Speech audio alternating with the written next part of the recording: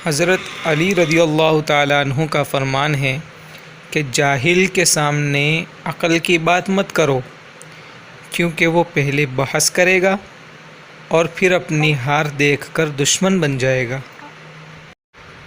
کمینے کی پہچان یہ ہے کہ جب اسے مرتبہ ملتا ہے تو اس کے حالات بگڑ جاتے ہیں اور چال چلن خراب ہو جاتا ہے۔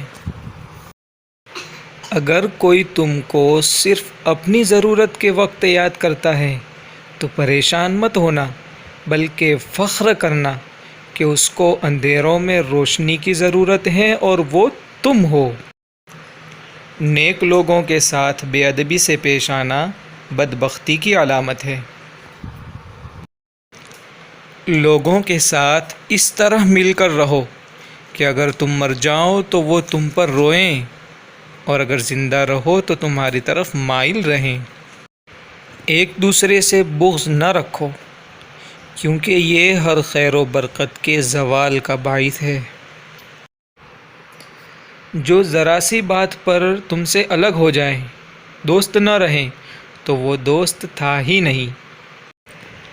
کامیابی حوصلوں سے ملتی ہے، اور حوصلے آپ کے اچھے دوستوں سے ملتے ہیں، اور اچھے دوست مقدر سے ملتے ہیں، اور مقدر وہ ہیں جو انسان خود بناتا ہے۔ گناہ پر ندامت گناہ کو مٹا دیتی ہے، گناہ پر ندامت گناہ کو مٹا دیتی ہے، اور نیکی پر غرور نیکی کو تباہ کر دیتا ہے۔ 3 چیزیں ایمان کو تباہ کر دیتی ہیں: امیروں کی محفل، عورتوں کی صحبت، اور جاہلوں سے بحث۔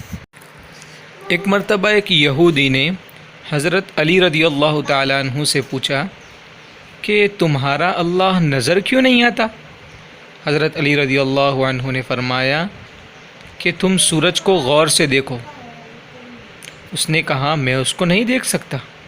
حضرت علی رضی اللہ عنہ نے فرمایا کہ تم سورج کو نہیں دیکھ سکتے تو سورج بنانے والے کو کیسے دیکھ سکتے ہو؟ 3 قسم کے لوگ 3 چیزوں سے محروم رہتے ہیں: ایک غصے والا درست فیصلے سے، اور جھوٹا عزت سے محروم رہتا ہے، اور جلد باز کامیابی سے محروم رہتا ہے۔